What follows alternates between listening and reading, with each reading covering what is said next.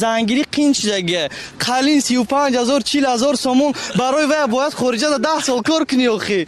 رسول الله صلی الله علیه و سلم از وکیل دختر پرسان نمیکرد، از بچه پرسان میکرد که چند برای از این خانم تو مهر داده میتونی. و بچه برش میگفت که یا رسول الله یک انگشترک آهنی دارم.